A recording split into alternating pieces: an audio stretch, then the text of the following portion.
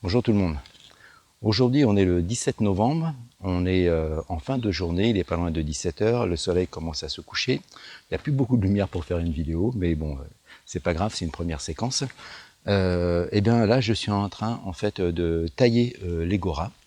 Et je les taille parce qu'après je vais les passer en fait au broyeur pour me créer bien donc de la biomasse. Donc écoutez, je lance le générique et puis on se retrouve après.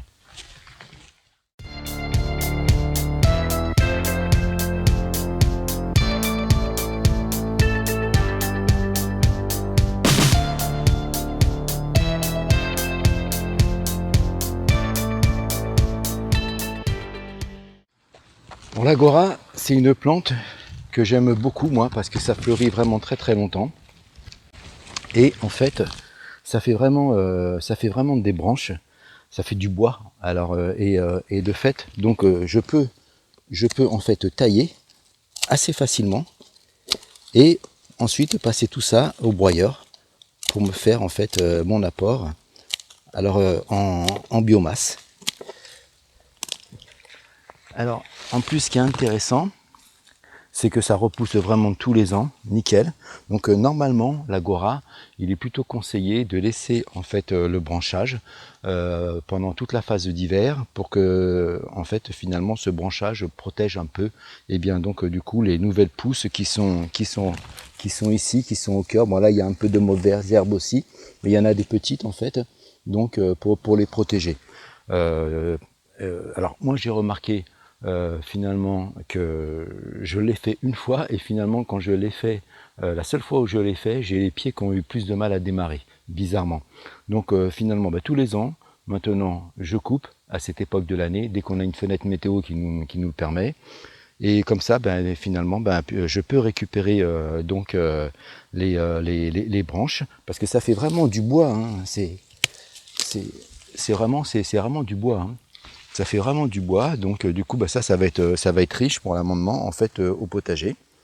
Un peu comme si on coupait en fait les rameaux donc des jeunes enfin les jeunes rameaux de l'année sur un arbre tout simplement. Alors et puis en plus ce qui est bien avec les goras, c'est que finalement ça fait pas mal de graines. Et ces graines, donc là, elles sont enfouies un peu partout, là, sur les petits cailloux, les petits roulés. Et tout l'hiver, les oiseaux, ils vont venir en fait chercher les graines pour s'alimenter. Alors ça supporte vraiment très bien les sols argileux. Là ici, je suis sur une veine très argile en plus. Et donc je ne pouvais pas mettre d'arbustes parce que finalement en dessous j'ai tout mon réseau qui passe. Réseau électricité et hydraulique. Alors j'ai mis de l'agora parce que chez moi ça se plaît vraiment super bien. Et ça c'est que des pousses en fait, hein, ou des divisions comme ça, comme il y a ici là.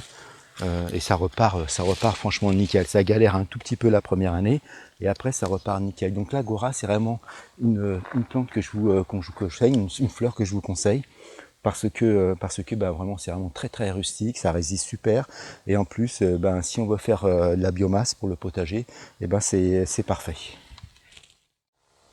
Voilà ce que ça donne quand il y en a une qui est déjà taillée. Ça c'est pas celle qui a été taillée dans la vidéo, mais celle qui est juste à côté. Et là voilà, je vous montre, hein, ça fait de belles tiges. Donc voilà, ça va me permettre de récupérer du carburant pour le sol. Bon voilà, après je prends tout ça et je viens stocker ça sur ma bâche tissée. Et demain, ils annoncent une belle fenêtre météo et je vais pouvoir broyer. Allez, reprise de la vidéo. Avec le lendemain, un beau soleil, la météo s'est pas trompée. Là, je vois que je commence à avoir des petits rouges-gorges qui viennent, parce que les rouges-gorges, c'est les amis des jardiniers. Hein. Dès qu'on commence à travailler, ils viennent pour voir s'il n'y a pas quelque chose à bouffer. Donc là, voilà, j'ai terminé donc de couper toutes les goras. Voilà, je les laisse sur le côté, là, je vais les transporter, je vais les mettre donc sur la bâche tissée, sur la planche où il y a la bâche tissée comme je vous ai montré hier, et puis je vais broyer tout ça cet après-midi. Donc il me reste encore à faire des goras parce que j'en ai un petit peu partout finalement. J'en ai de l'autre côté, encore là-bas, j'en ai vers le sol pleureur aussi. Donc je taille et puis ensuite ben voilà, je vais broyer ça dans l'après-midi parce que comme il fait beau en plus ça va sécher. Il a plu hier soir, donc ça va sécher et puis comme ça ça sera plus facile pardon pour le broyeur. Voilà, bon ça fait un peu de taf, mais bon voilà comme toujours, hein, dès qu'on a un potager, dès qu'on a un jardin, il y a du boulot. Mais en tout cas, je vous reconfirme que l'agora c'est une plante, une fleur très intéressante parce que ça fleurit pendant à partir du mois d'avril-mai et jusqu'au gelé. Et c'est vraiment sympa, c'est rustique, ça se tient bien. Les abeilles aiment beaucoup. Les abeilles aiment venir dessus, mais plutôt quand la fleur est à l'ombre, pas complètement au soleil. Et avant ici, en fait, il y avait toute l'allée là, c'était eh bien de la lavande.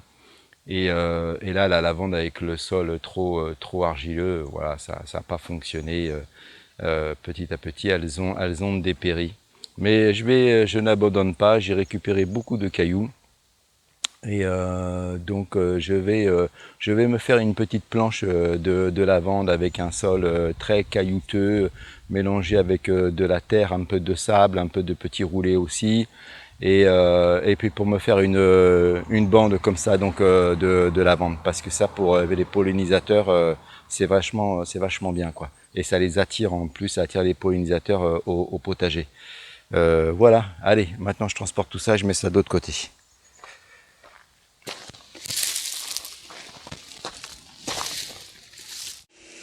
Bien, comme vous pouvez le voir, c'est Muriel finalement qui se colle au broyage.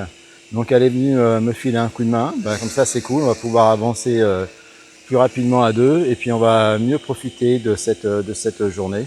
Parce qu'avec tout le temps que l'on a eu avec la flotte, ben, ces derniers temps, c'était pas évident de travailler dans le potager.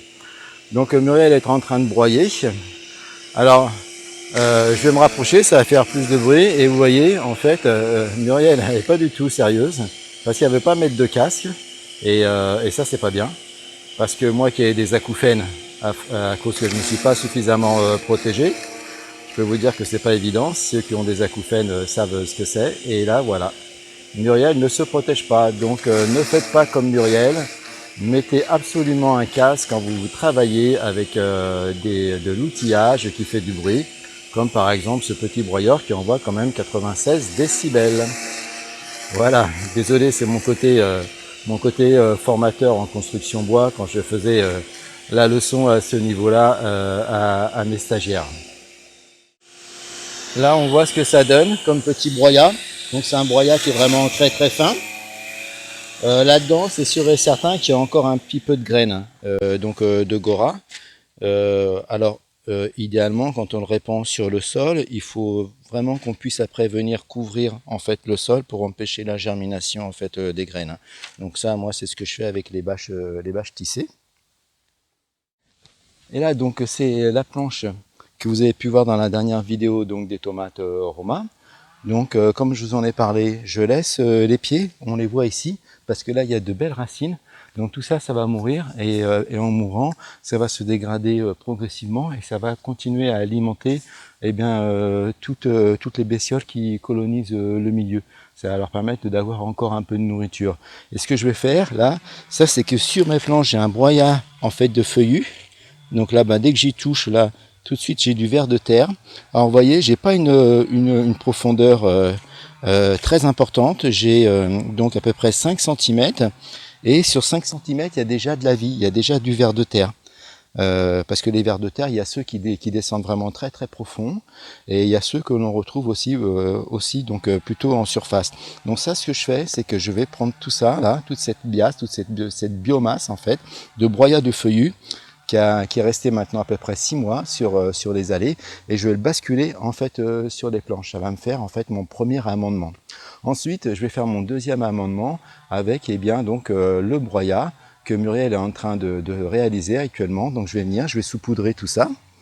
Et après, quand j'aurai fait ça, je vais prendre en fait le broyat que j'ai de l'autre côté de résineux, que vous avez peut-être déjà vu si vous suivez la chaîne, qui est donc un broyat issu de l'abattage de sapins. Enfin, c'est pas des sapins, c'est de d'épicéa qui était en fait en limite de propriété et voilà qu'on a fait abattre.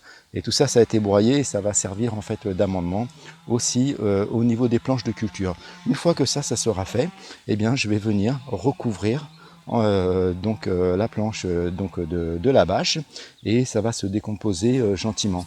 Et ensuite, donc, à l'automne, pardon, et ensuite au printemps, je vais, quand il y aura de belles journées, je vais venir passer un petit coup de grelinette et je vais en profiter pour faire l'amendement avec le fumier de cheval, fiente de poule, donc des granulés de fiente de poule, et puis aussi un petit peu de cendre. Bon, désolé, ça fait un peu de bruit, mais Noël à fond, je peux plus l'arrêter là. Donc du coup, je vous montre en fait ce broyat. Voilà. Voilà à quoi ça correspond. Donc là, c'est déjà bien en train de se transformer en terre. Et là, je prends tout ça et je répartis ça à la volée, uniformément sur toute la planche.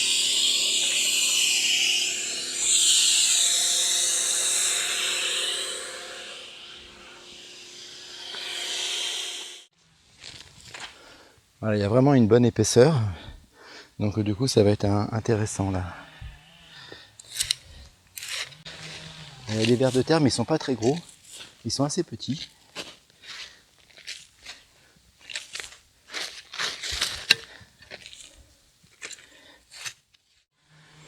Bon, je profite que Muriel ait arrêté de broyer, ça fait moins de bruit. Alors, donc voilà, ce que je fais, en fait, comme je vous le disais, c'est je décaisse. Là, en plus, ici, j'ai vraiment vraiment une grosse profondeur. Là, je pensais que j'avais 5, mais plus je vais par là, finalement, plus ça monte à certains endroits, j'ai presque 10. Donc là, j'avais vraiment chargé. Ce qui va me permettre, en fait, d'amender cette planche et après, du coup, celle-ci qui avait déjà reçu un petit peu de paille, parce que ça n'avait quasiment, c'est une nouvelle planche de culture qui a été créée l'an passé, donc elle a pas vraiment été travaillée, et donc elle a besoin donc de recevoir pas mal de nutriments pour bien démarrer. Donc paille, et puis voilà, donc il va y avoir aussi de ce broyat. Donc je me répète, ça c'est un broyat de feuillus. Pourquoi j'ai procédé de la sorte et que j'ai pas mis dès le printemps dernier le broyat sur les planches de culture et plutôt dans les allées. Tout simplement parce que en fait c'est ma première année d'approche avec le broyat et vous savez qu'on lit beaucoup de choses, donc on lit notamment fin d'azote, ce genre de choses, donc j'ai voulu y aller gentiment, donc j'ai réparti en fait mon broyat dans mes allées. Je me suis dit que comme ça du coup il allait commencer déjà à se décomposer, il allait avoir tout le printemps et tout l'été pour se décomposer. Il y a une partie aussi de l'automne. En plus là il y a beaucoup plu, donc du coup c'est parfait. Et après, quand il sera déjà décomposé, je vais le basculer sur mes planches, en fait, à l'automne, parce que là, eh bien, il y aura plus de culture sur ces planches, en tout cas, et du coup, je ne pourrai pas avoir une fin d'azote. Et pendant ce temps-là, il va tout fin de l'automne, donc milieu automne, fin de l'automne, hiver, milieu de printemps, et jusqu'à ce que je relance de la culture là-dessus, le broyat va vraiment donc se décomposer. Et quand je vais lancer les cultures, il n'y a aucun risque, je n'aurai absolument aucune fin d'azote. D'autant que le broyat, en fait, je ne l'intègre pas dans le sol, il va rester en surface. Tout ce que je fais en apport, ça reste en surface. Le seul travail que je vais faire moi après, plus tard au printemps, ça va être quand je vais faire l'apport, donc l'amendement avec, comme je disais, donc le fumier de cheval, de la fiente de poule, de la cendre, et bien là je passerai un petit coup de grelinette juste pour décompacter. Et en passant un petit coup de grelinette, ça va sans doute mettre quelques agrégats un peu dans le sol, mais ça, ce sera vraiment pas méchant de toute façon. Et puis là, moi, ce que je compte, eh bien finalement, c'est les vers de terre qui vont faire le job. C'est les vers de terre qui vont faire le boulot, donc d'aller tout simplement aérer le sol. Et croyez-moi, les vers de terre, ça fonctionne vraiment très bien. Ça marche très bien. Avant, j'étais pas dans cette dynamique de culture, comme on appelle maintenant, de sol vivant. J'avais quasiment pas de vers de terre sur mes planches.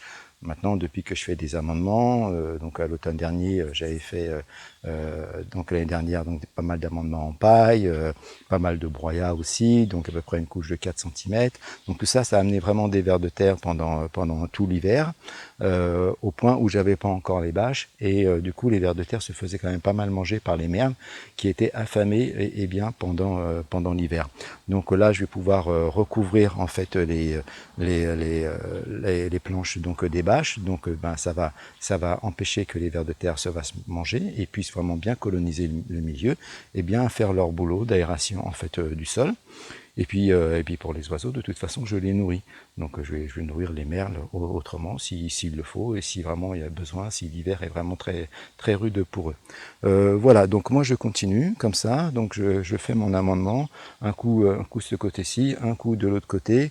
Après je vais passer avec le broyat qu'a fait Muriel. Donc là elle a un petit bourrage parce qu'elle a un petit peu trop forcé, donc elle est en train de débourrer. Et après donc voilà, je vais faire ma passe, et puis après j'irai chercher en fait du broyat qui se trouve ici là, et je referai une passe en fait par-dessus. Et basta, je rebâche, et puis basta, j'y touche plus. Et puis là dans l'allée, eh ben, je vais utiliser le broyat qui est là-bas pour le mettre dans l'allée, parce que ça c'est du broyat de résineux.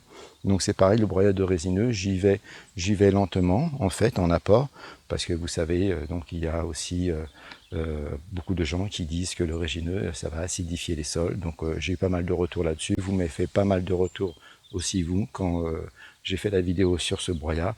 A priori, il n'y a vraiment donc aucune crainte, je peux y aller, mais je préfère y aller quand même à petite dose, de sorte à faire des apports en fait raisonnés et nourrir le sol juste ce qu'il faut, parce que ça sert à rien d'apporter énormément de choses si le sol n'est pas capable de le digérer.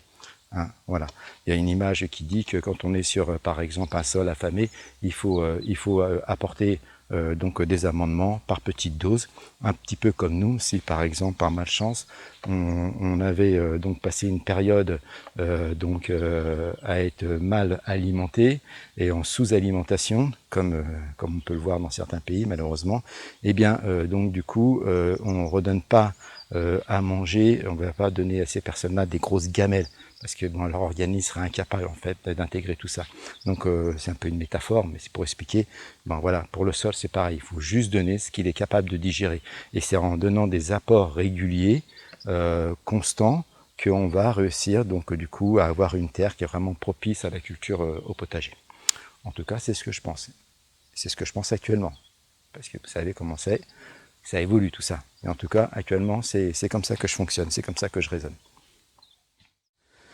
Bien, j'ai réussi à donc intégrer le broyat sur cette planche entièrement. Par contre, sur l'autre côté, hein, sur la partie, j'avais une épaisseur qui était moins importante, donc du coup, j'ai pas pu amender les deux planches.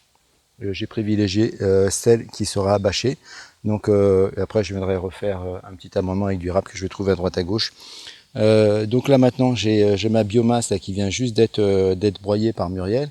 Et ben là, je la répands comme ceci, en fait, sur le sol.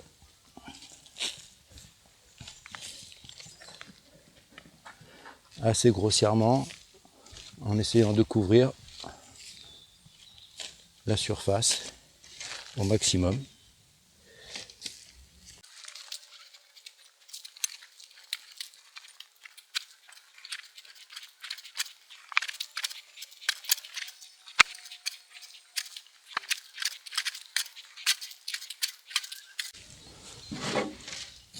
Voilà, ça représente une brouette pleine, soit 50% du broyage des goras actuellement coupés.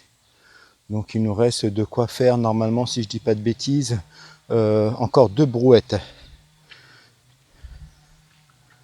Donc 2 brouettes avec, en comptant le broyat qui reste à faire avec la gora déjà coupée, et une deuxième brouette avec la gora à couper. Alors, on n'aura pas assez de broyat de gora pour faire toutes les planches, mais ça c'est pas grave, parce qu'il reste encore tout le broyage des mûriers platanes à faire. Donc voilà, ça sera amendé avec un autre BRF en fait finalement. Allez, voilà ce que je vais faire maintenant, c'est que je vais prendre du broyat là, ici. Je vais mettre ça dans la brouette. Donc là c'est un gros tas de broyat de résineux. Mais à présent, je répartis une fine couche, hein, de sorte à venir recouvrir eh bien, finalement le broyat de Gora. Et là, le sol aura vraiment de quoi manger. Sans compter les amendements qu'il y aura en fait après au printemps.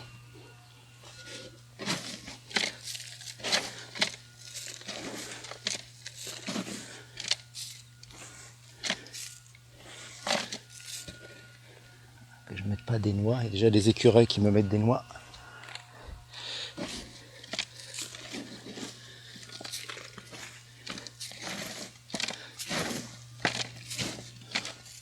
Voilà, tout ça c'est de l'apport de ce que j'appelle de la biomasse. Cette masse en fait de carbone, un peu d'azote aussi avec eh bien, le broyat des Gora, parce qu'il y a du verre aussi, un peu de BRF aussi parce que c'est du jeune rameau, hein. Donc je vous ai montré que ça fait de la tige, ça fait du bois. Donc on peut considérer ça aussi comme un peu de BRF. Donc il y a de la matière en fait. Voilà, tout ça c'est 100% naturel. Pas de produits chimiques.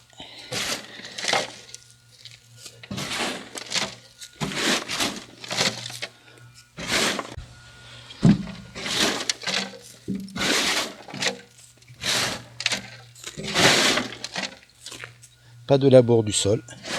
Juste de l'aération avec un peu de grelinette. Si c'est nécessaire, parce que c'est même pas obligatoire, mais moi comme je suis sur un sol argileux, peut-être qu'il va se recompacter assez rapidement. On va voir si les vers de terre sont en grande quantité. Et bien normalement le sol devrait être drainé. Bon, drainé et décompacté.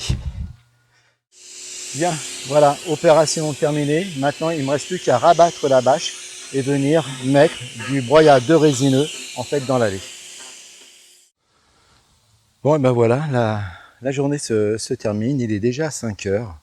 Les journées sont courtes. Voilà, on a fait ce qu'on a pu. Muriel a réussi à tout broyer, mais elle a été plus vite en fait que moi.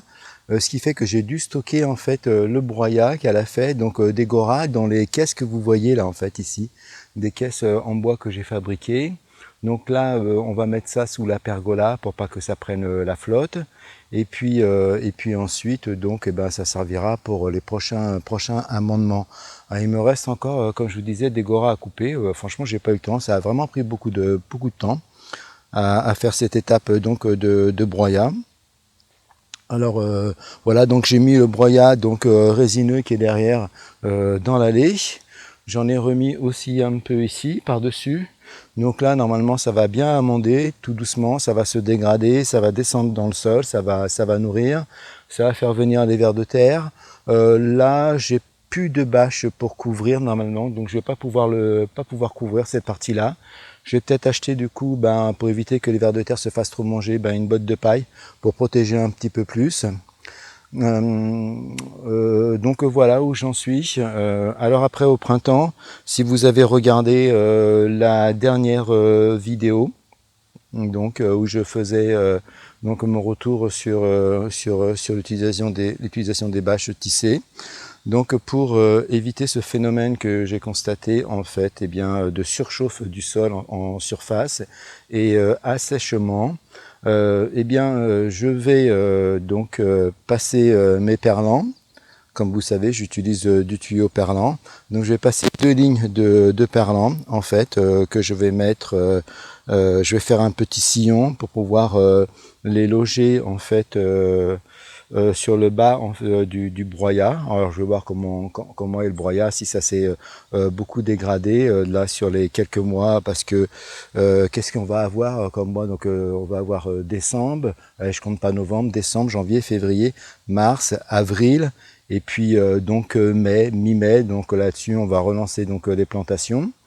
Voilà, donc à peu près quand même 5 mois où ça va pouvoir se décomposer, donc ça va très certainement diminuer en fait le volume. J'en remettrai pas de toute façon, là c'est sûr et certain. Et donc je creuserai un sillon pour pouvoir venir y mettre en fait mes 2 lignes pour alimenter les pieds. Je vais renouveler les romas, je vais les remettre là-dessus. Je pense qu'avec l'amendement que je fais, j'ai pas du tout envie de m'embêter avec la rotation des cultures. Parce que bon, la rotation des cultures, si on en tient compte quand on est un simple jardinier et si on tient compte aussi de l'association des légumes, il faut quand même une belle surface pour faire de la rotation. Donc c'est un peu compliqué. Donc je pratique pas. Par contre, comme vous voyez, ben, j'amende. Alors pour ceux qui découvrent la chaîne, pourquoi tout ça? Parce que aussi donc ici c'est une ancienne terre agricole qui a été cultivée en conventionnel pendant des années et des années. Donc les sols se sont vraiment appauvris et ben, quand je suis arrivé, quand j'ai voulu faire mon potager dedans, ben, ça a été compliqué.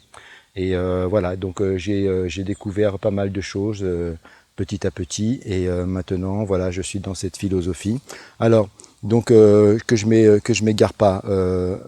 Au printemps, si je reste toujours sur cette idée, c'est qu'au printemps, donc, je vais venir, comme je vous disais, mettre mes parlants, faire mon amendement bien sûr en amont, donc en, en fumier de cheval et en cendre de bois et en granulé de fiente de poule. Ça a très bien marché pour cette année-là, donc je vais continuer sur ce type d'amendement. Donc ensuite mes sillons pour passer mes perlants. Et après, je recouvre de paille. Je recouvre de paille, comme ça, finalement, j'aurai une surface tampon par la paille qui va freiner la surchauffe estivale de la terre et cet assèchement en fait en surface. Je pense que je vais rester, enfin je pense que je vais faire ça. Après ça peut évoluer parce que là on est qu'au mois de novembre. Voilà, je pense que je vais faire ça. Dites-moi ce que vous en pensez. Et puis comme ça, en plus de toute façon, ça va me faire de la matière organique qui va se dégrader aussi petit à petit. Donc ça va venir nourrir le sol. Bon, bah, c'est du carbone, donc ça va mettre beaucoup de temps. La paille, donc elle a un taux de céssurène qui est pas très favorable, donc ça va mettre beaucoup de temps parce que bah, le carbone c'est plus long, mais le carbone après, une fois que ça c'est digéré et que ça alimente, c'est vraiment très bénéfique en fait pour le sol. Le carbone, c'est vraiment ça, c'est ce qui va créer en fait finalement l'humus et c'est ce qui va permettre de vraiment d'enrichir de façon naturelle en fait le sol. Donc voilà, je pense que je vais travailler là-dessus. Et puis ben, on refera un point de toute façon sur tout ça au moment venu, donc eh bien au printemps, au moment de planter en fait ben, les cultures. Bon, écoutez, je vous souhaite une bonne soirée ou une bonne journée, ça dépend, l'heure qui sera pour vous quand vous regarderez cette vidéo. Je remercie toujours tout le monde, tous ceux qui participent, qui apportent des commentaires, les abonnés, les anciens, les nouveaux. Et je vous dis ciao, à une prochaine.